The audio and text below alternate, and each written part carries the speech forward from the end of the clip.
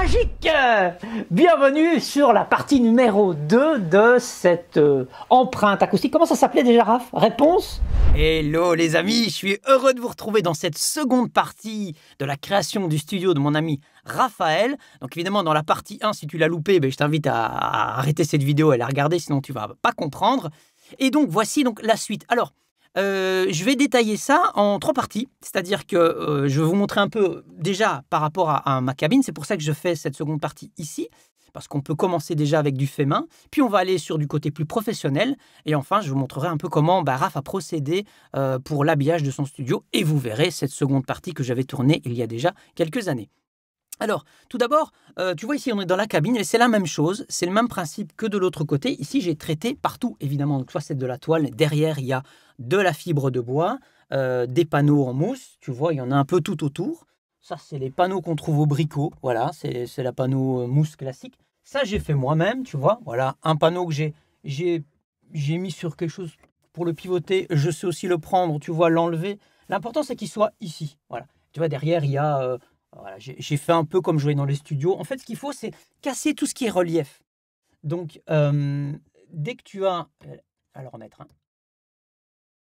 A few moments later. One eternity later. Voilà, et je l'ai aimanté, comme ça c'est pratique. Donc, dès que tu as si tu veux, tout ce qui est parallèle, c'est pas bon dans un studio. Donc, par exemple, sur le plafond, j'ai également mis des panneaux comme ça, mais je ne les ai pas mis verticalement, je les ai un petit peu inclinés. Donc, ça dépend un peu de la structure des panneaux. Du coup, ça casse, tu vois, tout ce qui est réverbération. Et ce qui est super important, c'est ça. Ici. C'est l'angle. Tu vois, je ne savais rien mettre d'autre. Si je ne mets pas ce panneau-là, en fait, c'est la même chose que ça, hein, sauf que derrière, il y a un peu de la mousse comme sur la porte. J'ai un son qui est vraiment dégueulasse. J'ai plein de mauvaises résonances. Donc ici, j'ai fait un traitement maison, et si je fais ça,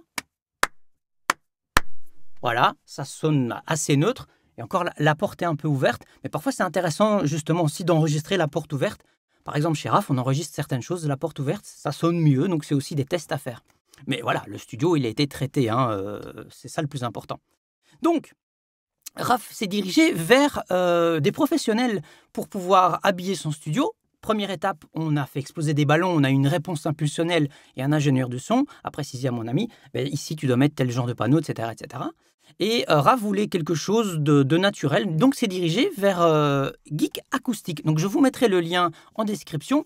Pour info, c'est pas du tout sponsorisé par Geek Acoustic, mais simplement, vous irez voir par vous-même, mais rapidement, je vais vous montrer ce qu'il propose et je trouve intéressant.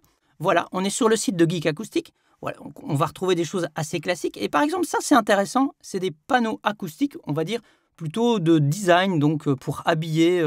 Donc, ils appellent ça Acoustic Art Panel. On peut imprimer des photos que vous choisissez et du coup, ils vont faire des panneaux. Et comme ça, vous allez traiter votre son en même temps que vous pouvez décorer. Bon, ça, c'est plutôt esthétique, hein, mais pourquoi pas? Dans un studio, ça peut être sympa. Sinon, on a des solutions beaucoup plus classiques. Là, c'est les panneaux acoustiques que Raph a en majorité. Puis voilà, il y a d'autres modèles, il y en a avec du bois, etc. On retrouve, vous voyez, ici un petit coin cabine. Donc voilà, je vous dis, je vous laisserai voir par vous-même. Et un truc intéressant aussi, c'est que vous voyez, il y a Acoustical Room Kit. Là-dedans, en fait, on voit à partir de quel tarif on peut démarrer. Et vous voyez, selon le nombre de panneaux et où ils sont disposés, la taille de la pièce, qu'on veut exactement comme acoustique. Et c'est intéressant, c'est vraiment, je veux dire, poussé pour vraiment vous aider à trouver la meilleure solution pour vous. Voilà, donc ça c'est ce qui est du fabricant de panneaux. Vous verrez pourquoi Raph a vraiment choisi ce fabricant-là en détail. Maintenant, je vais vous montrer comment ça s'est passé dans son studio, dans cette pièce vide au départ, parce que ça, vous ne le verrez pas directement dans la partie numéro 2, vous allez surtout entendre. Alors, je vous mets ma tablette, on se retrouve tout de suite. Donc, voilà, j'essaye ainsi un petit peu, je vous mets, c'est un peu nouveau, j'essaye de faire avec une tablette. En fait, et je voulais vous montrer un petit peu le plan. Donc, ça va présenter le studio de mon ami Raph. En fait, ici, on a une fenêtre et là, on a la porte. Donc, je vais faire ça comme ça. Voilà, c'est grossier, mais c'est pour que vous puissiez vous rendre compte. Il va se situer essentiellement ici, Raph. Voilà, c'est là qu'il va travailler sur son mix. Et donc, ce qu'il va falloir traiter en grande partie, ce sont les coins. Donc, tout ce qui va être dans les angles, ici, comme ça. On va mettre ce qu'on appelle des bass traps. Ça veut dire des pièges à basse, en fait. Voilà. Donc là, ici, en mettre. Du côté de la porte, il n'y a pas moyen, c'est trop court. Mais bien souvent, dans une pièce, vous voyez, donc les coins, il faut les casser. C'est ce que je vous montrais avec ma cabine. Il faut casser vraiment tout ce qui est angle.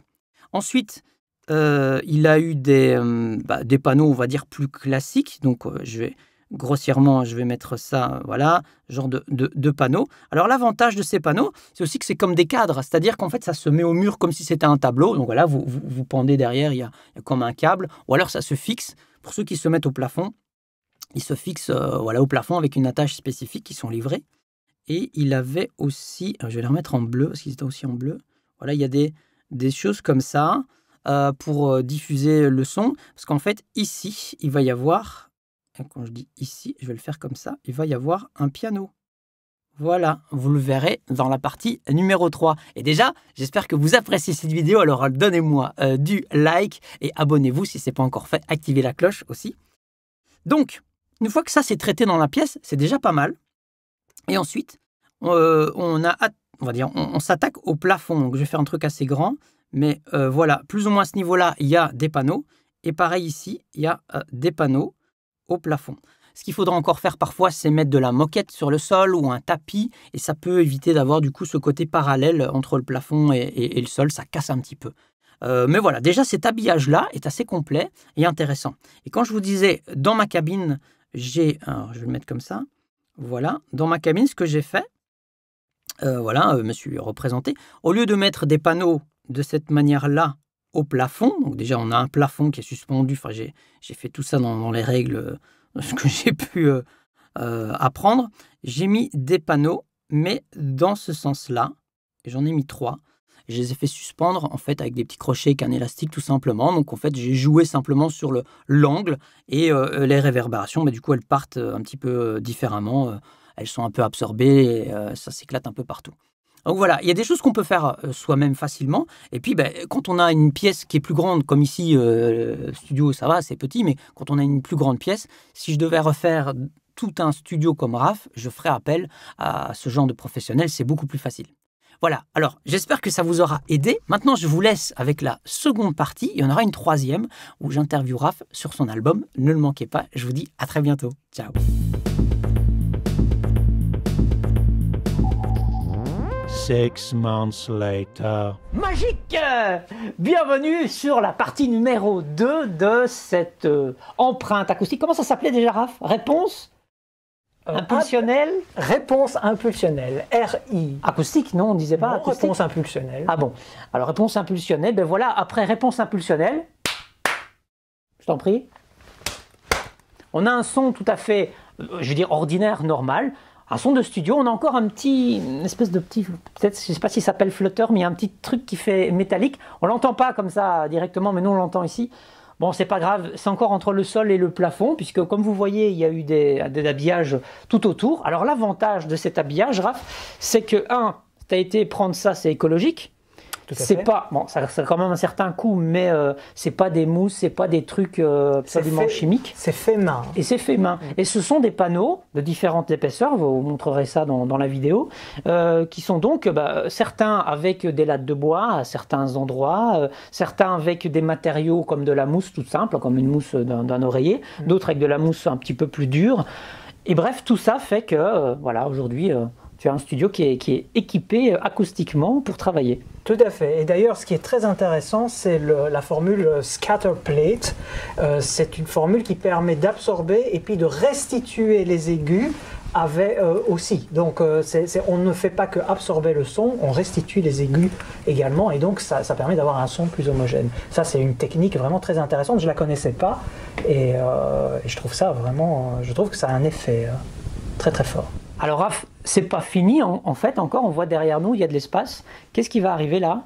Eh bien le fameux piano qui est en restauration pour le moment chez mon accordeur.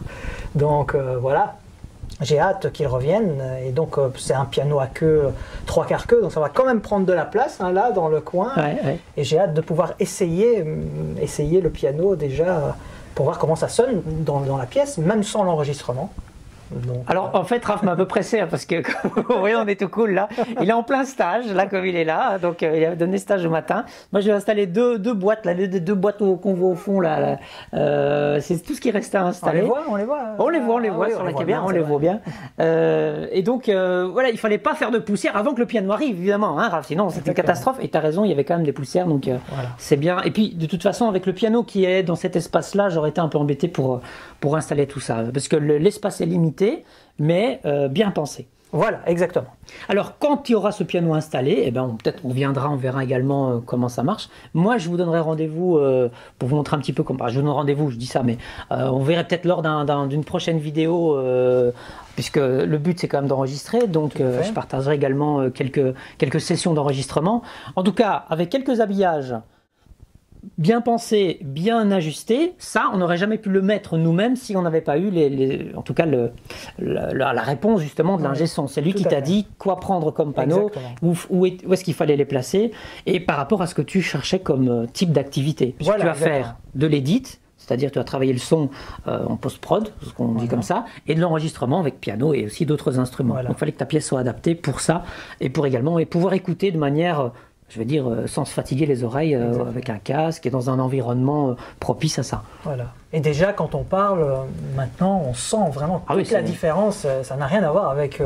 C'est avec incroyable. Hein. le On change de début. pièce, tu vas dans ton salon, ça devient pourri, Oui, oui. et tu restes tout le temps ici, parce que tu dis c'est chouette même d'écouter de la musique. Mais même sur ton smartphone, tu écoutes de la musique, tu vas dans le hall et puis tu rentres dans cette pièce-ci, ben, directement, t'es sur un bête Tout smartphone. est bien diffusé. on- Quoi. tout est C'est un bien peu comme si tu diffusé. étais dans un haut-parleur géant aussi. Exactement. Mais voilà. Écoute Raph, merci pour ce partage également de cette mise en pratique du home studio, parce que c'est c'est vraiment avec du home plaisir. un rendez-vous, un de ces quatre. Alors si vous avez aimé cette vidéo, un pouce vert. Et puis moi je vous donne rendez-vous très bientôt pour de nouvelles vidéos. Salut Raph. Salut Alès. Salut à tous. J'étais comme ça avec une tête de fou. Je vais chez le coiffeur demain. J'ai hâte, j'en peux plus. Bon.